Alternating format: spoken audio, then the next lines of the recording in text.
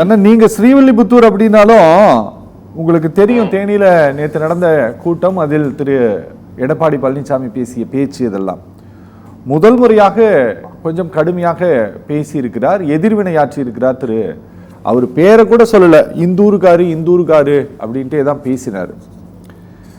ஆப்ஷனை கூட்டத்தில் முன்னால உட்கார்ந்துட்டு இருந்த தொண்டர்கள் கிட்ட கொடுத்திருக்கிறாரு. அது ரசிக்கக்கூடிய வகையில் இருந்தது அப்படின்னு நினைக்கிறீங்களா நீங்க?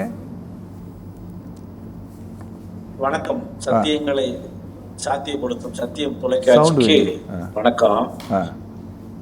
யாரு ரசிச்சாங்க? யாராவது ரசிக்கிற மாதிரி ஆட்கள் இருந்தாங்களா? மறுபடியும் எக்கோ கொடுங்கப்பா. யாருமே ரசிக்கல. அந்த கூட்டம் பழனிசாமி பேச ஆரம்பிக்கும் போதே சிட்டா பறந்துட்டாங்க. சரி, அதுபோக நிறைய சொல்லி இருக்கிறார். நான் சீனியர், நான் எப்படி சீனியர் அப்படின்னு சொல்லி இருக்கிறார். அந்த சீனியருக்கு நாம சில விஷயங்களை ஞாபகப்படுத்த வேண்டியிருக்கு. ஏன்னா மறப்பது மனித இயல்பு. அந்த இயல்பை மறப்பது மனித இயல்பு, அதை ஞாபகப்படுத்துவது வரலாற்றாளரின் கடமை அப்படின்னு சொல்லியிருக்கிறாங்க. ஒரு வரலாற்று மாணவனா சில வரலாறை நம்ம பழனிசாமிக்கு சொல்ல வேண்டும். 1989 அதிமுகவுக்கு ஒரு விபத்து. புரட்சி தலைவர் 87 மறைகிறார், 89 தேர்தல் வருகிறது. அந்த தேர்தலுங்கிறது அதிமுகவுக்கு ஒரு விபத்து ஏற்பட்டு 2 இயக்கமா பிரிச்சு, இந்த 2 பிரிவா ஜான் இருக்கும்போது இந்த விபத்தில் வந்த விபரீதம் தான் பழனிசாமி. சரி, 1972 கட்சி ஆரம்பிக்கப்பட்டது. பழனிசாமி இந்த கட்சி உறுப்பினரா 72 உறுப்பினர் கார்டு எல்லாத்துக்கும் புரட்சி தலைவர் கையெழுத்திட்டு வழங்கப்பட்டது. அந்த உறுப்பினர் அட்டை பழனிசாமிகிட்ட இருக்கா? அதற்கு பிறகு ஐயா நெடுஞ்செழியன் பொதுச் செயலாளராகும் போது 80 ஒரு உறுப்பினர் கார்டு கொடுக்கப்பட்டது. அந்த உறுப்பினர் கார்டு பழனிசாமிகிட்ட இருக்கா? எம்ஜிஆர் மன்றத்துல பழனிசாமி இருக்கிறாரா? எம்ஜிஆர் ரசிகரா எங்கேயாவது பயணிச்சிருக்கிறாரா? எம்ஜிஆர் மன்றம் நாடு முழுக்க வேற வேற பேர்கள் இருக்கும். ஒரு சுற்று வாலிபன் ரசிகர் மன்றம் இருக்கும், நாடோடி மன்றம் ரசிகர் மன்றம் இருக்கும், மன்னாதி மன்றம் ரசிகர் மன்றம் இருக்கும், உரிமை குரல், இப்படி எம்ஜிஆருடைய படத்தை வைத்து ரசிகர் மன்றம் இருக்கும். அந்த படத்தை வச்சிருக்கிற ரசிகர் மன்றத்தை நாம கண்டுகிட்டோம்னாலே இது எந்த ஆண்டு எப்ப தோன்றியது இந்த மன்றம் அப்படின்னு தெரிஞ்சிடும். சரி, நாடோடி மன்றம் ரசிகர் மன்றம்னாலே அது நாடோடி மன்றம் படம் வெளியா இருக்கும்போது 1965-66 காலகட்டத்தில் அந்த ரசிகர் மன்றம் ஆரம்பிக்கப்பட்டிருக்கும். முழு சுற்றுவாளிவனாலே 1970-72 ஆரம்பிக்கப்பட்டிருக்கும். இந்த மன்றத்தை படத்தை வச்சு மன்றத்தினுடைய ஆயுள் காலத்தை ஆண்டை சொல்ல முடியும். இப்படி ஏதாவது ஒரு ரசிகர் மன்றத்தில் பழனிசாமி இருந்திருக்கிறாரா? ஐயா ஓபி அவர்கள் 72 எம்ஜிஆர் ரசிகனாக கட்சிக்கு வருகிறார். 74 இளைஞரணி பொறுப்புக்கு வந்து விடுகிறார். இதைத்தான் அம்மா அவர்கள் நெடிய நீண்ட வரலாறாக சொல்லுவார். பன்னீர்செல்வத்தினுடைய பயணம் எப்படி இருந்தது, இப்படி வரலாறு சொல்லுகிற அளவிற்கு பழனிசாமியுடைய பயணம் இருக்கிறதா?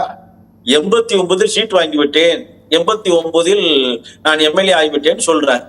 89 சீட்டு வாங்கி கொடுத்தது யாரு? அண்ணன் செங்கோட்டையன். எம்ஜிஆர் இருக்கும் போது அதிமுகவுக்கும் பழனிசாமிக்கு சம்பந்தம் இருந்ததா? இல்ல. 89 கட்சியில 2 பிரிவா பிரிஞ்சு முக்கியமான ஆட்கள் எல்லாம், முகம் தெரிந்த ஆட்கள் எல்லாம், அந்த மாவட்டத்தினுடைய பிரதிநிதிகள் எல்லாம் ஜானகி அம்மானில இருக்கிறாங்க.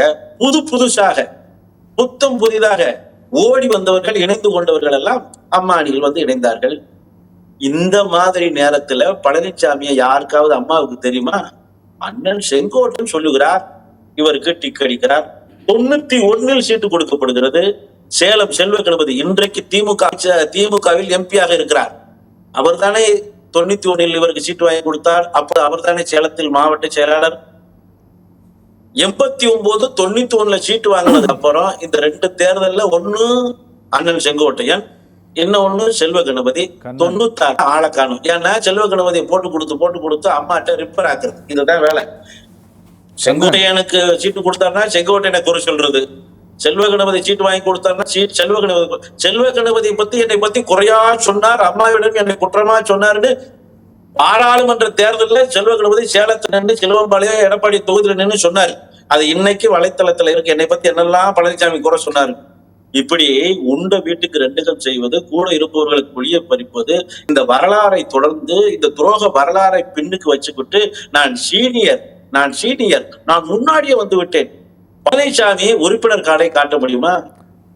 86ல எப்படி? 86ல 86ல பேசுறது எல்லாமே பழைய கதை, ஜனங்களுக்கு ஞாபகம் இருக்கக்கூடிய கதை இல்ல. ஜனங்களுக்கு ஞாபகம் இருக்கக்கூடிய கதைய இல்ல திரு எடப்பாடி பழனிசாமி பேசுறாரு. நீங்க அவ்வளவு முடியாம இருந்து தேர்தல்ல 2016 தேர்தல்ல வெற்றி பெற்ற இந்த அரசை கலைக்க வேண்டும் அப்படிங்கிறதுக்காக சட்டப்பேரவையில் அதிமுக ஆட்சிக்கு எதிராக ஓட்டு போட்டவர் தான் ஓபிஎஸ் முதல் முறையாக பேசியிருக்காரு. அது நியாயம் தானே ஒரு சொன்னது. 2010ல அண்ணன் ஈரோடு முத்துசாமி திமுக போகணும்னு முயற்சி பண்ணும்போது முத்துசாமி கூட சீட்டு போட்டவர் தான் பழனிசாமி.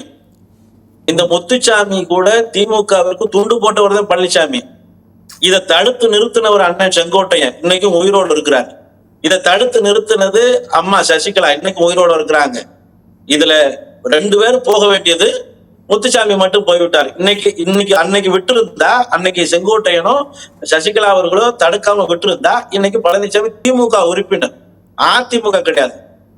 பழனிசாமியினுடைய உண்மையிலேயே அன்னைக்கு 2017ஆம் ஆண்டு நடந்த சட்டமன்ற தேர்தலில் புரட்சி தலைவி அம்மா கூட 2016ஆம் ஆண்டு நடைபெற்ற தேர்தலுக்கு புரட்சி தலைவி அம்மா 10 சட்டமன்ற தொகுதியா கூட்டி வச்சு முடியாம ஒரு 10 எம்எல்ஏ ஒரு இடத்துல கூட்டு வச்சுதான் அவங்களால பேச முடிஞ்சுச்சு. உடல்நிலை சரியில்லை. அத்தனை இடத்துக்கும் தேர்தல் பணியாற்றி அத்தனை மேடைகளுக்கு முன்னின்று உழைத்து அம்மாவிற்கு முன்னாடி வர ஹெலிகாப்டர்ல ஓபிஎஸ் வந்து இந்த தேர்தலை நடத்தி 2016ல ஜெயிக்க வச்சதுக்கு அம்மாவினுடைய வலதுகரமா இருந்து பணியாற்றினவர் ஐயா ஓபிஎஸ். அப்ப பழனிசாமி எங்க போயிருந்தாரு? எந்த தேர்தல் பணியாற்றினாரு? மறுபடியும் எப்படி 89ல் ஒரு விபத்தில் வந்த விபரீதம் மாதிரி பழனிசாமிக்கு சீட்டு கிடைத்ததோ, அதே போல 2017 விபத்தில் வந்த விபரீதம் ஐயா ஓபிஎஸ்க்கும் சசிகலா அவர்களுக்கும் ஏற்பட்ட சண்டையில இடையில் வந்த பாடிதானே இந்த எடப்பாடி. இவர் அடுத்த லெவல்ல இருந்தாரு, சீனியாரிட்டி அடிப்படையிலயா இருந்தாரு. பழனிசாமியினுடைய சரித்திரமே தரித்திரமா தான் இருக்கும். நம்ம எந்த சரித்திரத்தை எப்படி புரட்டி பார்த்தாலும் அத்தனை சரித்திரமும், சொந்த வாழ்க்கையில பழனிசாமி சரித்திரத்தை பாருங்க, அரசியல் வாழ்க்கையில பழனிசாமியுடைய சரித்திரத்தை பாருங்க, அத்தனையும் தரித்திரமா இருக்கும். இவர் சொல்றாரு என்ன அம்மா ஆட்சி அது அம்மா ஆட்சி மாதிரி நடத்துறாரா பழனிசாமி? அன்னைக்கு உண்மையிலேயே எதிர்த்து நின்றது மட்டும் இல்ல, இந்த ஆட்சியை கலைச்சிருக்கணும். பழனிசாமி ஆட்சி தான் நினைச்சு கலைச்சிருந்திருக்கணும். கலைக்காம விட்டது எங்க தப்பு தான். அன்னைக்கு கலைச்சிருந்தா அதிமுக இன்னைக்கு இந்த நிலைமையில இவ்வளவு தோல்வியில தொடர் தோல்வியில இருந்திருக்கிறாங்க. அன்னைக்கு பழனிசாமி ஓட்டு போட்டது மட்டும் இல்ல, அண்ணன் தினகரன் கூட சேர்ந்து 38 எம்எல்ஏக்களை தினகரன் வச்சிருந்தாரு, சேர்ந்து மொத்தத்துக்கு கலைச்சு விட்டு பழனிசாமியை அப்புறப்படுத்தியிருந்தா அதிமுக ஆட்சியும் அதிமுக கட்சியும் இன்னைக்கு காப்பாற்றப்பட்டிருக்கும். அந்த தவறு செஞ்சதுனாலதான் இன்னைக்கு அதிமுக தொடரும் தோல்விகளை தொடர்ந்து சந்திக்கிறது. ஓகே, பேசலாம்.